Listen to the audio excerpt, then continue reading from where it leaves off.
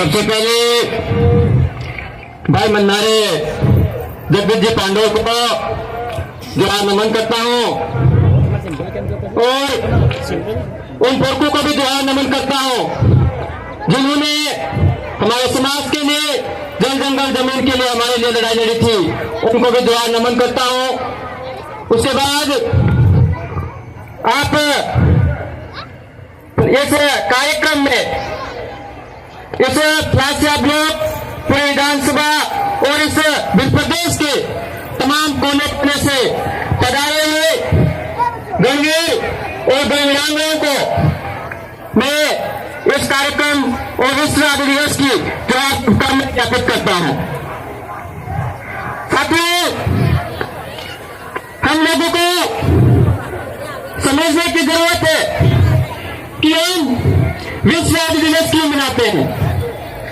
आप लोग इस कार्यक्रम में यहाँ पे आ गए, यहाँ पे आके चले जाओगे, डांस कर लोगे, रैली के माध्यम से आ जाओगे।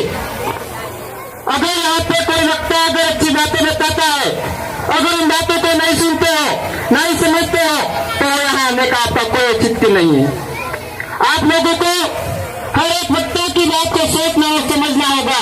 आने वाले भविष्य को देखते हुए आपको हर बात को नोट करना होगा साथियों, क्योंकि हमारे लिए आने वाला टाइम बहुत ही खराब होने वाला है। आप लोग सभी लोग बोलते हैं कि राजनीति के लिए करते हैं, हम खुला बोलते हैं हम राजनीति भी करेंगे, पर हम समाज को सर्वोपरि मान के फिर राजनीति करेंगे साथियों, क्योंकि हम हमारे शिक्षा पे सबसे ज्यादा महत्व देते हैं। शिक्षा की बात करते हैं हम, और इन दूसरे लोगों की बातें सुनिए आप।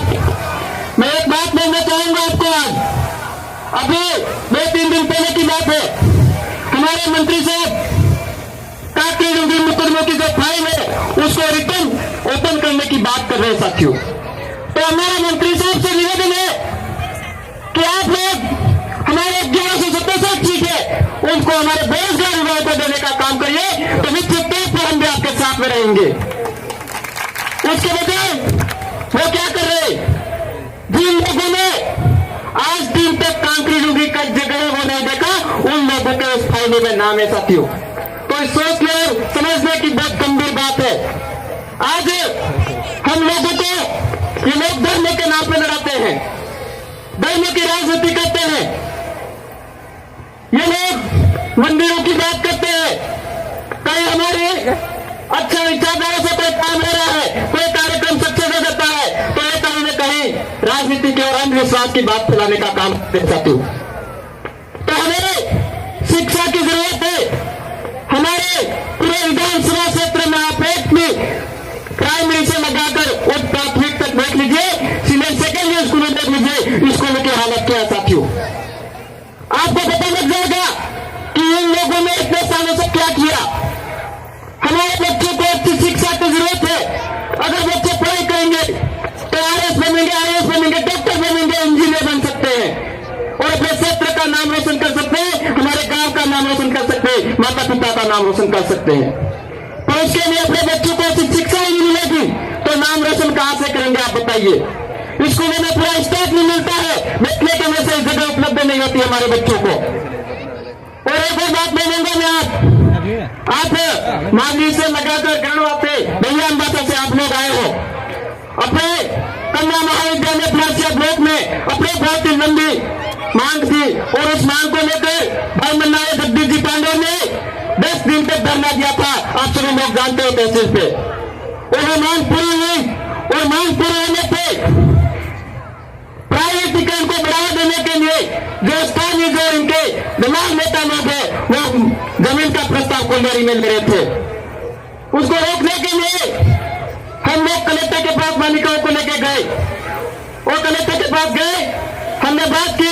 उसके बाद कलेक्टर साहब ने वापस जमीन का प्रस्ताव बनवाया और अभी नए जगहों की बात चल रही है, एक पंचायत समिति के सामने और एक बिछवाड़ा में। तो आप लोग बताइए, उस क्षेत्र के डैया अंबासा के लोग अगर कोल्हारी कॉलेज बनती और बच्चियां आ जाती तो दूर पड़ता नहीं पड़ता। तो ये कॉलेज अगर प्लासिया के आसपास बनेगी तो अपने बालक का अच्छे से पढ़ाई कर सकती है उनको आने जाने में सुविधा उपलब्ध हो सकती है। और प्लासिया के आसपास जितने भी जो युवा साथी है, बड़े साथी है रह रहे हैं, उनसे भी एक निवेदन है कि हमारे प्लासिया ब्लॉक मुख्यालय सीनियर स्कूल थी जिसमें हिंदी माध्यम में आर्ट्स, कॉमर्स, साइंस तीनों फैकल्टियां थी, पर कहीं ना कहीं इंग्लिश मीडियम खोलने के बाद तीनों फैकल्टियां बंद कर दी, तो हमारे बच्चों को काफी नुकसान हुआ। आज हॉस्टल में जो बच्चे रहते हैं वो बिछीवाड़ा पढ़ाई करने के लिए जाते हैं 10 किलोमीटर दूर, उसके बाद सरकारी स्कूल में जाते हैं, तो इनको काफी आने जाने में असुविधा उपलब्ध होती है, परेशान होते हैं बच्चे, उनके लिए कौन आवाज उठाएगा। आप लोगों को ऐसी बातें सोचने और समझने की जरूरत है, क्योंकि ये लोग कहीं न कहीं प्राइवेटीकरण को बढ़ावा दे रहे हैं। मजबूरी में बच्चे प्राइवेट स्कूल, देखो आप स्वामी विवेकानंद, लोकमान्य तिलक, सरस्वती, ये स्कूलें हैं, इनमें अपने कितने बच्चे पढ़ाई करते हैं। अपने लोग इतने कहां सक्षम है जो बच्चे को प्राइवेट में पढ़ाएंगे, पर मजबूरी में भी पढ़ाना पड़ रहा है। उसके बाद एक गंभीर बीमारी आई है अभी, 6 वर्ष का बच्चा होगा करीब फर्स्ट क्लास में एडमिशन दिया जाएगा। तो आप जितने माता और बहनें बैठी है, भाई लोग बैठे हो, आप सोचो कि बच्चे को 6 साल तक आप घर पे बैठा रखोगे क्या? आप कहीं ना कहीं 6 साल तक तो आप प्राइवेट में उस बच्चे को एडमिशन दिला ही दोगे। एडमिशन दिलाने के बाद आप पहले साल का जब आप सरकारी स्कूल में उसको एडमिशन दिलाएगा, तो कहीं ना कहीं यहीं से हमारे जो सरकारी जो स्कूल है गवर्नमेंट, उनको कहीं ना कहीं खत्म करने का बहुत बड़ा षड्यंत्र है। हमारे आने वाले बच्चों के साथ बहुत ही बड़ा न्याय हो सकता है। इसलिए आप सभी लोग निश्चित रहिए, आने वाला जो पंचायत राज चुनाव है, उस चुनाव में आप हर पंचायत में आप मजबूती से खड़े हो जाइए और अपना एक अच्छा लीडर तैयार करिए और उस वोटर को सरपंच बनाइए, वार्ड पंच बनाइए, प्रधान की दावेदारी कराइए। निश्चित तौर पर जो समस्या का अपन समाधान करेंगे। उसके बाद हम लोगों को बहुत सारे लोग बोलते थे आज से 2-3 साल पहले कि यहां तक पगते हैं कर रहे हो, उनको खुला बता देना चाहते हैं हम कि जयपुर ही नहीं, दिल्ली में भी हमारी आवाज है, किसी को डरने की जरूरत नहीं होगी। क्योंकि आप लोग अगर जीवन से हमारे साथ सहयोग दोगे तो आधी रात को भी हम आपके साथ में खड़े रहेंगे, ये आपसे वादा करते हैं। पर आपका साथ सहयोग चाहिए हमको, जितना आप सहयोग दोगे उतना ही हमको लड़ाई लड़ने में अच्छा मजा आएगा, क्योंकि एक अकेला आदमी कुछ नहीं कर सकता, संगठन में शक्ति होती है। तो हम आपसे यही निवेदन करते हैं कि आप आने वाले टाइम को और अपने भविष्य को जन जमीन को बचाने को लेकर अब काम करोगे, समाज के लिए जो दिन रात मेहनत कर रहे उनका सहयोग दोगे, ऐसी आशा और उम्मीद करता हूं। और मैं समाज के जो युवा भाई है उनसे भी एक निवेदन करता हूं कि आप लोग भी अच्छी दिशा में जा रहे हो, पर कहीं न कहीं कुछ साथी है वो कहीं न कहीं डाइवर्ट हुए हैं। आप लोग ग्रुप बनाते हो, ग्रुप बनाओ, समाज के लिए बनाओ, समाज के लिए काम करो, पर कहीं न कहीं ग्रुप में 4-5 लड़के ऐसे होते हैं जिसकी वजह से पूरे समाज को शर्मिंदा होना पड़ता है। तो आप लोग इस तरह से किसी भी प्रकार से कोई हरकत नहीं करें जिससे समाज को बदनाम होना पड़े, समाज पे कोई अंगली उठाए, क्योंकि जो भाई है वो दिन रात भूखे प्यासे अपने समाज के लिए काम कर रहे हैं। मैं आज आपके बीच में मौजूद आज आने को भी नहीं आ सकता था। मैं सिक्कर हूं, मेरे एग्जाम चल रहे थे सिक्कर, पर मेरे भाइयों के बहुत सारों के कॉल आए आप नहीं आएगा तो अच्छा नहीं रहेगा कार्यक्रम में। तो मैं शाम को वहां से निकला, अभी आया, अभी मेरी वापस गाड़ी है तो मैं वापस निकल जाऊंगा। पर आपसे सबसे एक निवेदन है मेरा कि आप अपने बच्चों के लिए, आप अपनी पीढ़ी के लिए काम करोगे, ऐसी आशा और उम्मीद करता हूं। उसके साथ ही साथ यहाँ पे प्रशासन के कोई लोग वो भी सुन ले, क्योंकि प्रशासन भी हमारे जो गरीब और निर्दोष लोग होते हैं उनको परेशान करने का बहुत बड़े काफी काम कर रही है।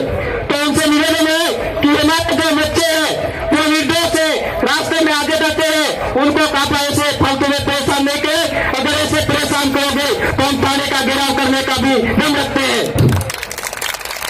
उसके साथ ही प्रशासन को एक बात और अवगत कराना चाहता है।